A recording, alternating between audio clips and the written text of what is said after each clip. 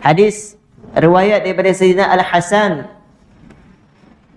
radhiyallahu anhu, beliau ditanya, ada orang tanya kepada beliau tentang jiran. Jiran tu apa dia?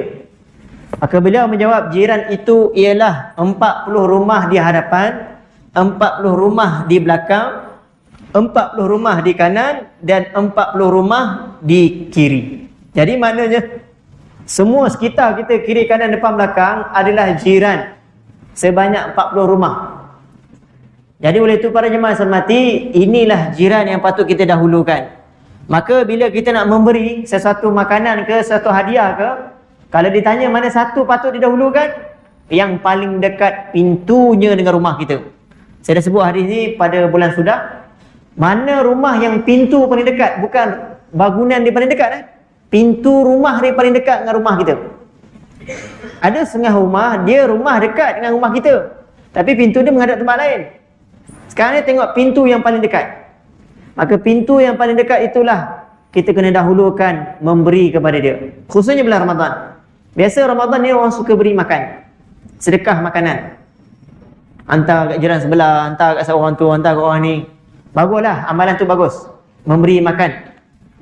Tetapi satu perkara yang kita perlu fahami, kalau nak beri makan macam kaedah jiran, mana patut dahulu? Yang paling dekat pintunya. Ini kena amal ni. Yang kedua, bila memberi, jangan minta balas.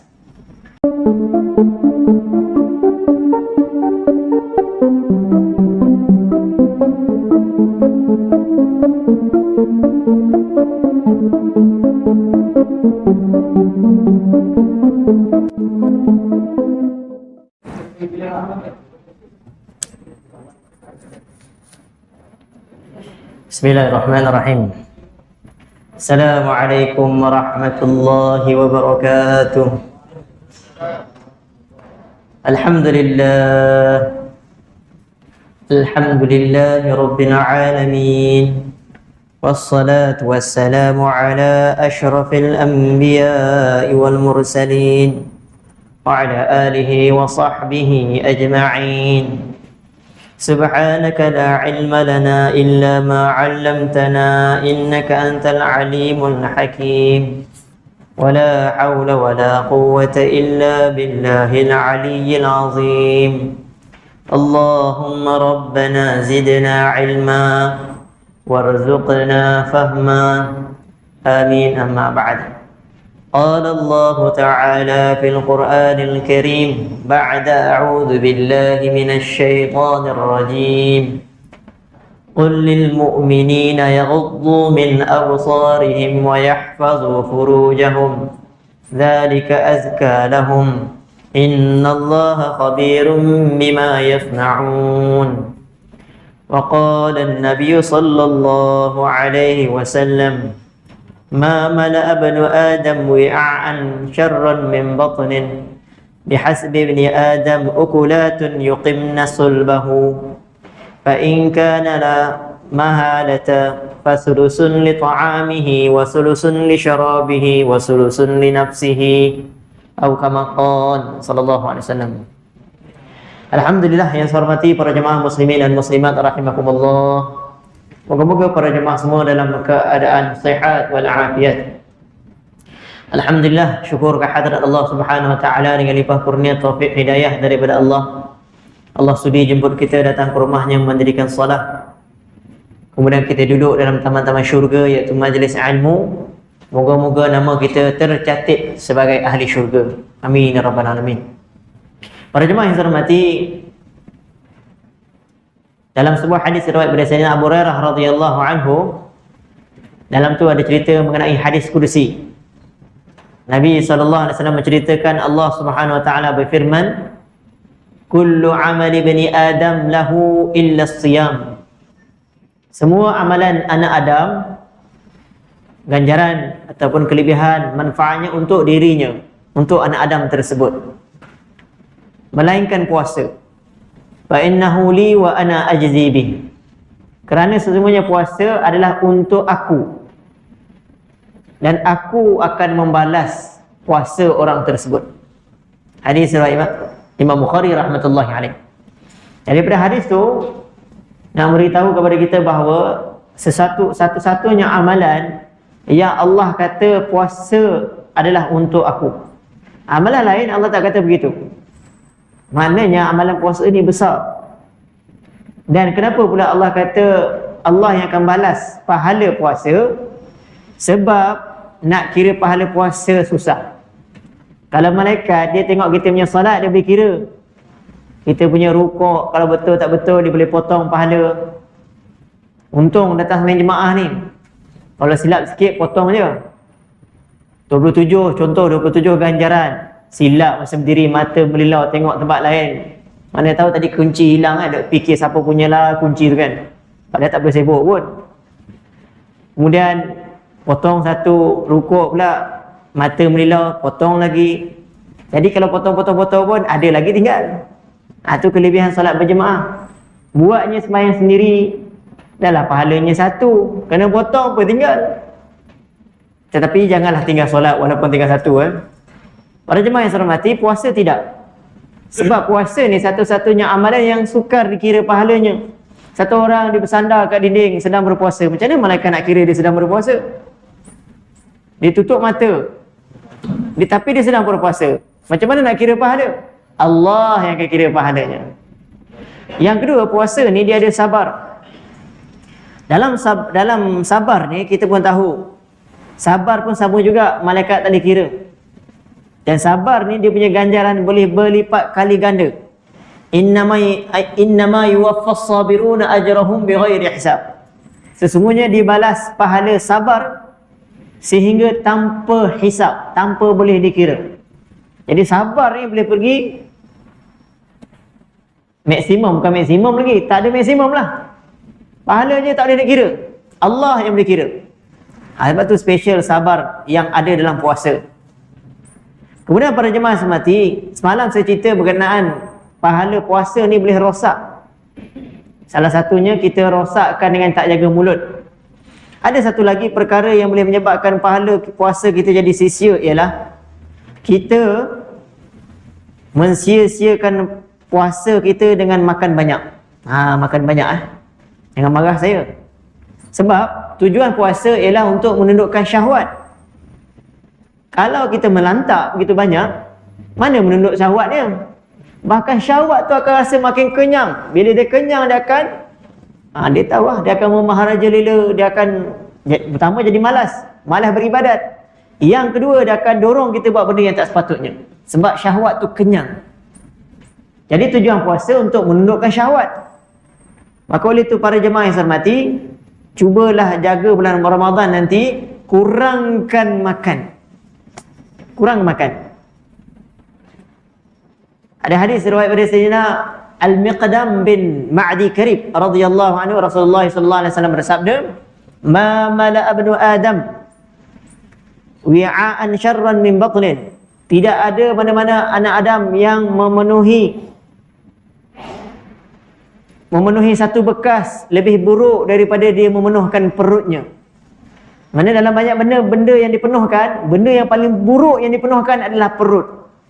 Kata Nabi sallallahu alaihi wasallam, "Bihasbi ibni Adam ukulatun yuqimna sulbahu." Cukuplah untuk anak Adam itu dia makan hanya beberapa suap yang boleh menegakkan tulang sulbi, tulang belakang dia. Sekadar boleh tegak berdiri, boleh berjalan, boleh beribadat, itu cantiknya perut. Tapi Nabi kata lagi, fa in kana la mahalah, kalaulah tak dapat tidak, nak makan juga lebih daripada beberapa suap tadi. Saya yakin dan percaya, makan beberapa suap berapa je orang mampu. Tanyalah diri kita masing-masing, boleh tak makan sehari sekali makan 5 suap je? Mana mahu je kan? Nasi pun letak tinggi tu, mana nak 5 suap? 7 suap pun belum tentu lagi. Berpuluh-puluh suap kan? Nabi kata, kalaulah tak dapat tidak, nak juga makan banyak. Nabi kata, fasulusun li ta'amihi, 1/3 untuk makan. Ni perut kita, bagi 1/3. 1/3 untuk makan. Wasulusun li syarabihi, 1/3 untuk minum. Wasulusun li nafsihi, 1/3 untuk udara kita, nafas kita. 3 ni bahagi cukup cantik, insya-Allah perut tu sihat. Tapi kalau tak boleh, kalaulah tiba-tiba makanan melebihi daripada air, lebih daripada udara, tunggulah penyakit akan sampai. Hadis riwayat Imam Bukhari, hadis riwayat Imam Tirmizi rahmatullahi alaih. Jadi Nabi beritahu pada hadis tu, perut kita bukan untuk dipenuhkan. Perut kita memang kita punya, kita pegang. Kita yang kawal perut kita, makanan yang masuk dalam mulut kita semua kita pegang. Tapi para jemaah yang saya hormati, kita boleh kawal perut kita daripada masuk makanan yang begitu banyak. Imam Ghazali rahmatullahi alaih beritahu dalam kitab Ihya Ulumuddin, bila beritahu Imam Ghazali ulama tasawuf, satu orang yang makan tujuan puasa ni adalah untuk mengalahkan nafsu, untuk mengalahkan iblis.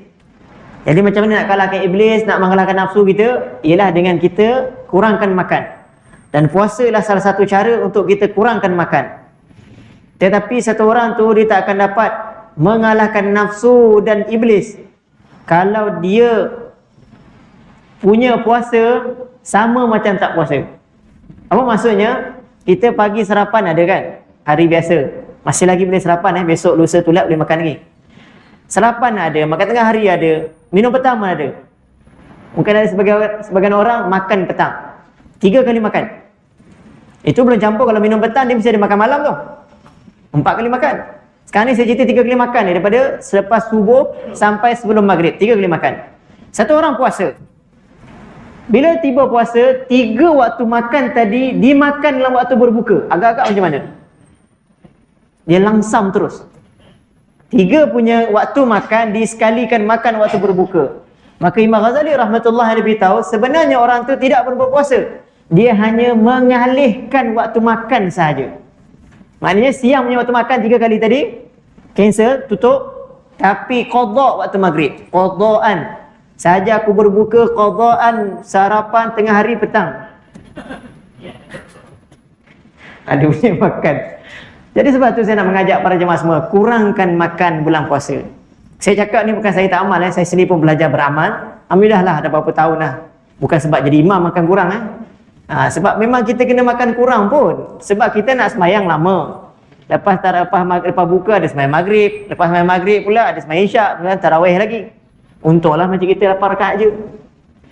Kalau masjid lain buat 20, senak perut kita tu. Sekarang ni bukan perut senak tau, busung. Penuh perut punya makanan. Macam mana nak semayang tarawih panjang-panjang? Macam mana nak semayang tarawih sampai 8 witir dan sebagainya? Sebab tu untuk semua benda itu adalah dengan cara kurangkan makan. Untuk kurangkan makan, ilmu masing-masing. Semua tahu apa yang perlu dikurangkan. Begitu juga waktu sahur pun kena kurangkan. Memang kita perlukan tenaga di siang hari. Tapi kalaulah waktu bersahur dah lantak makan begitu banyak, maka dia akan datang selepas subuh, apa dia? Mengantuk. Mata pun dah berat, maka mana datangnya kekuatan nak buat kerja? Confirmlah bantal yang dicarinya. Maka sebab tu kaedahnya sama, kurangkan makan, insya-Allah kita akan lihat Ramadan itu sama macam bulan biasa, kita masih ada tenaga. Betul saya cakap. Kita kurangkan makan, bukan kita tak makan, tapi kurangkan makan. Jumlah yang kita perlu makan tu kita kurangkan. Waktu berbuka, waktu bersahur. Sama, tenaganya akan sama. Percayalah cakap saya. Tenaganya sama aja. Sama macam bulan tak puasa. Jadi nak tahu, percaya tak percaya, amalkan bulan Ramadan ini. Moga-moga semua beramal insya-Allah. Baik, para jemaah yang saya hormati, itu berkaitan puasa lah. Saya nak sambung pasal hadis daripada Al-Adab Al-Mufrad. Saya lupa malam ni adalah ganti Ustaz Ustaz Firdaus tak datang. Kebetulan pula dapat meja baru, kira saya resmi lah ya. Semalam meja las, hari ni meja baru. Kira semua saya langsam semua kat dia. Boleh insya-Allah. Baik, hadis yang saya nak baca malam ini berkaitan jiran. Babul adna fal adna minal jiran. Bab mengenai jiran yang paling dekat dan yang paling dekat. Wa bihi qala hadatsana al-Husain bin Hurayth qala hadatsana al-Fadl bin Musa an al-Walid bin Dinar an al-Hasani annahu su'ila an al-jari faqala 40 daran amamahu wa 40 khalfahu wa 40 an yaminihi wa 40 an yasarihi. Hadis riwayat daripada Sayyidina Al-Hasan radhiyallahu anhu, bila ditanya, ada orang tanya kepada beliau tentang jiran. Jiran tu apa dia? Maka beliau menjawab, jiran itu ialah 40 rumah di hadapan, 40 rumah di belakang, 40 rumah di kanan dan 40 rumah di kiri. Jadi maknanya semua sekitar kita, kiri kanan depan belakang adalah jiran sebanyak 40 rumah.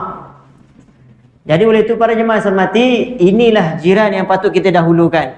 Maka bila kita nak memberi sesuatu makanan ke, sesuatu hadiah ke, kalau ditanya mana satu patut didahulukan, yang paling dekat pintunya dengan rumah kita.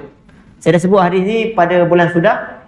Mana rumah yang pintu paling dekat, bukan bangunan dia paling dekat pintu rumah dia paling dekat dengan rumah kita. Ada setengah rumah, dia rumah dekat dengan rumah kita, tapi pintu dia menghadap tempat lain. Sekarang ni tengok pintu yang paling dekat. Maka pintu yang paling dekat itulah kita kena dahulukan memberi kepada dia. Khususnya bulan Ramadan.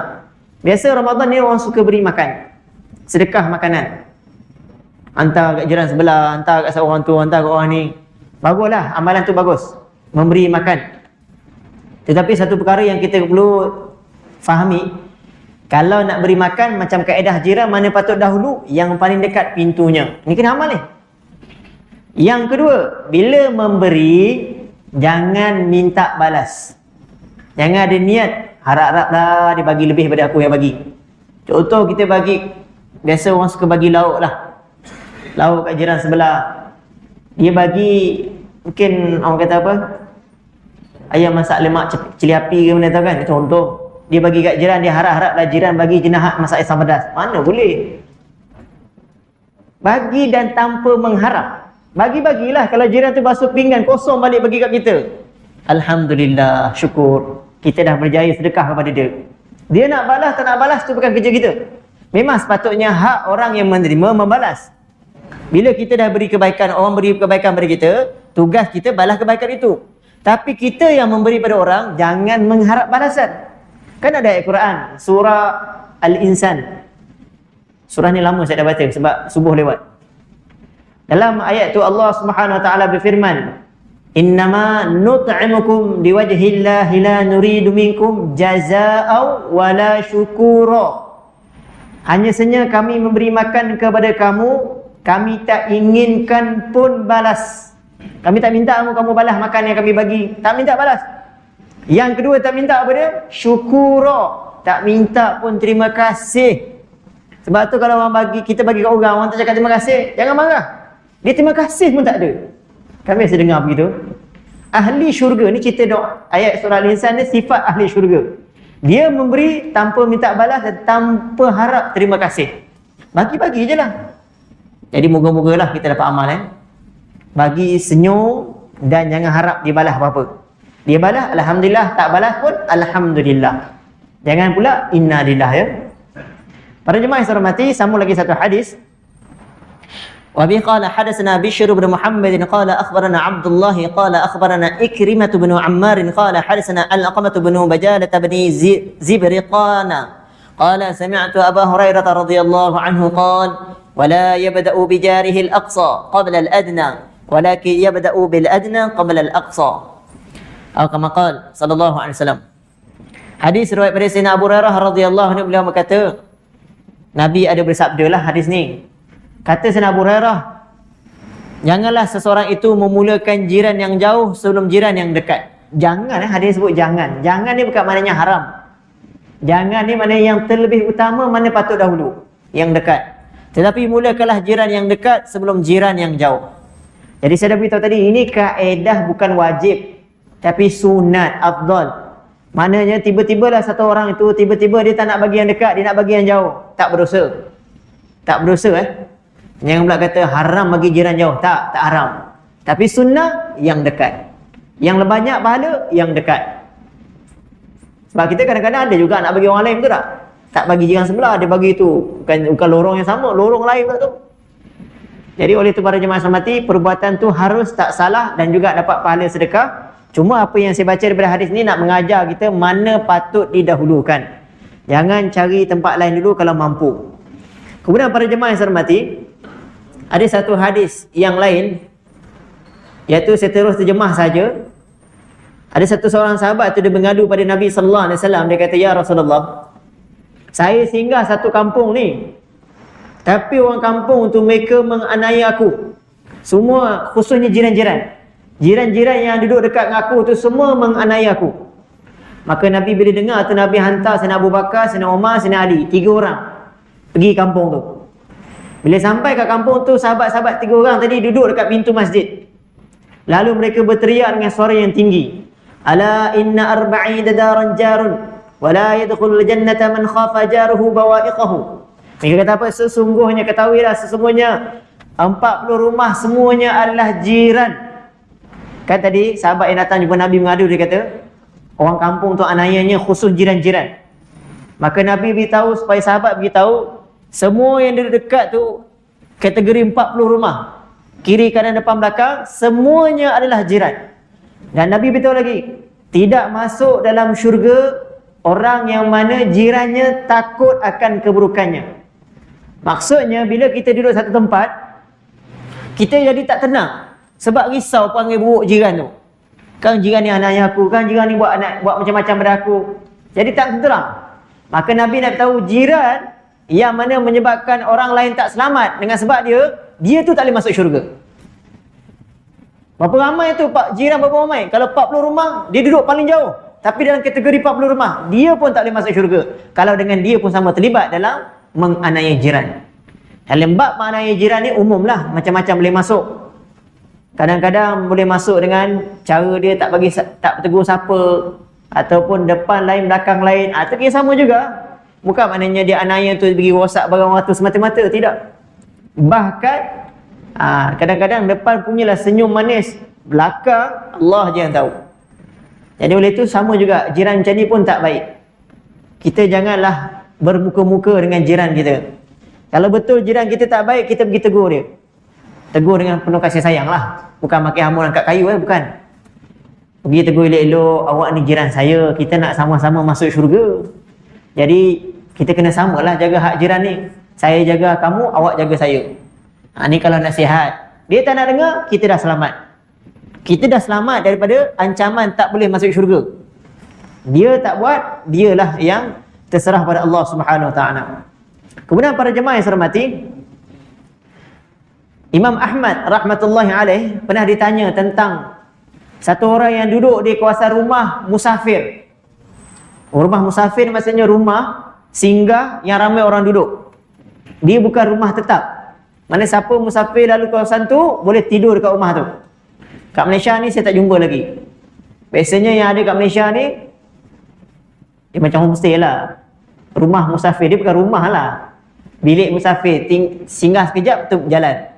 Itu adalah kot. Ada setengah masjid surau saya tengok ada buat. Masjid kita tak mampu nak buat, tadi tak boleh buat. Saya tengok dekat mana saya tak pasti. Saya singgah kawasan tu memang ada tulis bilik musafir. Tapi tak tahulah ada syarat ke apa ke, tak tahulah guna bayar ke, kita pun tak tahu. Tapi ada tulis. Cuma saya nak beritahu yang hadis ni, Imam Ahmad rahmatullahi alaih cerita, ada orang tanya pada beliau tentang satu orang yang tinggal dalam rumah musafir. Maknanya bukan orang tetap pun kat situ. Kalau jirannya biasa orang tinggal tetap kat situ. Kemudian dia tanya apa dia? Sekarang ni satu orang tu masak dalam rumah tu. Masaklah menu makanan.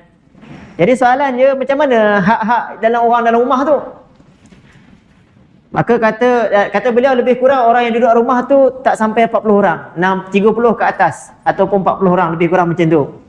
Maka jawab Imam Ahmad rahmatullahi alaih, dia kata semua orang dalam rumah tu semuanya adalah kira jiran dia lah. Tetapi cara kaedah dia bila dia masakkan, hak masak tu kena bagi orang. Sekarang ni dia orang satu rumah ni macam mana? Kata Imam Ahmad rahmatullahi alaih, yabda'u bi nafsi, mulakan makan diri dia sendiri dulu, makan. Kemudian wabiman ya'ulu, kemudian orang yang di bawah tanggungan dia. Kalau dia datang bertiga, 3 orang tu makan dulu. Kemudian fa in fadala fadlun a'tal aqraba ilaihi. Kalau ada lebih, baru beri ke orang yang terdekat dengan 3 orang tadi. Dan rumah tu yang dekat 3 orang tu siapa? Orang kiri kanan depan. Kita katalah katil, dia bukan pakai bilik, mana tahu? Katil. Siapa paling dekat katil dia? Dialah patut dapat dulu menu makan tadi. Itu dalam bab sama juga kalau kita melepak kat mana-mana kita makan. Kalau kita nak memberi, mana patut dahulu? Ni kita tak ada rumah ni, bukan bilik, dia bukan rumah. Maka jawapannya, orang yang paling dekat duduk dengan kita siapa? Sebelah tu, kiri kanan, itulah jawapannya. Ni kalau kita ada lebih makanan. Cuma kalau bab lebih makanan ini beri masa awal, bukan beri dah hujung, dah kenyang, dah siap basuh tangan, ada baki baru nak ulur kat orang tu. Itu tak patut dia. Itu tak patut. Nanti orang tu kata apa? Dan nak basi makan baru nak bagi. Tu bahaya. Kita nak bagi, bagilah yang terbaik. Jangan bagi yang buruk-buruk. Termasuk juga bulan Ramadan ni sinonim dengan bulan sedekah. Dan bila bulan sedekah ni bagus, alhamdulillah ramai orang bersedekah. Tapi kesilapan ni orang yang tak perasan sedekah bagi benda yang tak baik. Quran surah Baqarah sebut dengan jelas. Kalau nak bagi sedekah, wala tayammamul khabitha minhu tunfiquna walastum biakhidhihi illa an tughmidu fihi. Allah kata apa? Jangan kamu cari buruk-buruk untuk diberi ke infak pada orang lain. Sedangkan kamu sendiri pun tak ambil, melainkan kamu pejam mata. Allah beritahu dalam Quran, nak bagi ke orang bulan Ramadan ni bagilah elok-elok. Kurma tu kalau nak bagi, bagilah yang masih elok boleh makan. Ni bagi dah kerah ke mata baling anjing pun takut. Kurma janganlah bagi yang dah buruk-buruk, si ada ulat pun ada. Kurma berulat ni walaupun dia sedekah alhamdulillah terbaik, tapi beri yang buruk Allah tak suka. Beri yang tak elok Allah tak akan terima sedekah dia. Jadi apa fadilat daripada sedekah? Tak dapat apa. Maka oleh itu para jemaah yang saya hormati, nak bagi yang kita suka. Kita tekak, kita kena, itu yang kita bagi ke orang. Kita bagi yang elok-elok. Moga-moga Allah beri fadilat sedekah itu. Ini ayat Quran Allah sebut dalam Quran mengenai kaifiat sedekah. Nak bagi yang elok. Kemudian ada juga kaifiat sedekah lagi satu. Kalau nak bagi sedekah, janganlah ungkit balik. Contoh kan, ada orang bagi duit untuk bagi kat pengurusan masjid untuk berbuka puasa. Janganlah tanya, masjid buat apa dengan duit aku tu? Masjid buat menu apa? Contohlah masjid kata, mungkin kita masak ikan jaket masak asam pedas. Saya tak nak. Mana boleh macam tu? Dah bagi sedekah, bagi. Kalaulah dia nak bagi tak nak menu tu, dia masak sendiri. Undang bagi ke orang. Itu lebih baik. Kalau dah bagi pihak pengurusan masjid, amanah pada mereka, percaya je lah. Dan dia juga akan dapat fadilat beri makan kepada orang yang berpuasa. Beri makan kepada orang berpuasa ni besar fadilatnya. Tapi saya kena sebut jelas. Beri makan kepada orang yang berpuasa untuk makan ketika berbuka. Bukan waktu tengah hari. Kan kata bagi makan orang berbuka waktu tengah hari ke? Bukan. Waktu berbuka baru dapat fadilat beri makan tadi kan. Jadi oleh itu para jemaah yang saya hormati, bila dah bagi, lupakan doa je pada Allah, semoga Allah terima sedekah itu. Jadi hadis ni mengajar kepada kita semua suka bersedekah. Dan juga kalau nak beri pada jiran dulu. Sebelum kita hantar kepada masjid, mungkin kita ada kawan-kawan yang lain, tanya hal jiran kita, kenyang ke tak kenyang, jiran kita macam mana bulan puasa, tanya, ambil hal mereka. Memang kita boleh sedekah ke masjid, boleh, harus. Tapi kadang-kadang jiran kita kelaparan. Sama juga bulan Ramadan ni, kalau kita nak bersedekah, tengok-tengoklah adik-beradik kita. Kawan kerabat kita ada yang tak cukup duit. Kita bagus sedekah tempat lain, tapi rupanya keluarga kita ada yang kelaparan, ada yang tak cukup makan. Kita dikira berdosa tu. Sebab tak ambil tahu hal kawan kerabat kita.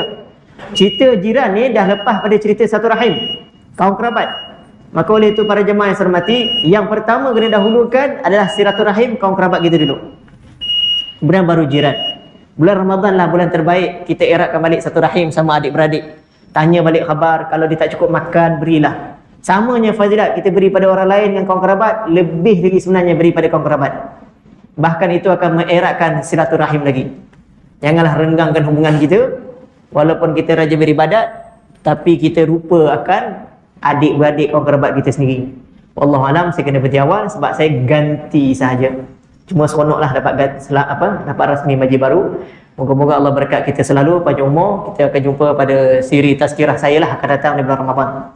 Moga-moga kita semua sihat walafiat, dapat bertemu Ramadan, dan moga-moga Ramadan tahun ini lebih baik daripada yang sebelumnya. A'udzubillahi minasyaitonirrajim. Bismillahirrahmanirrahim. Alhamdulillahirabbil alamin wassalatu wassalamu ala asyrafil anbiya'i wal mursalin wa ala alihi wa sahbihi ajma'in. Allahumma inna na'udzubika min 'ilmin la yanfa' min qalbin la takhsha' min nafsin la tashba' wa min da'atin la yustajabu laha. Allahumma arina al-haqqa haqqan warzuqna ittiba'ah wa arina al-batila batilan warzuqna ijtinabah. Rabbana atina fid dunya hasanatan wa fil akhirati hasanatan wa qina adzabannar. Sallallahu ala sayyidina Muhammad walhamdulillahirabbil alamin. Subhanakallahumma wa bihamdika asyhadu an la ilaha illa anta astaghfiruka wa atubu ilaik. Assalamualaikum warahmatullahi wabarakatuh.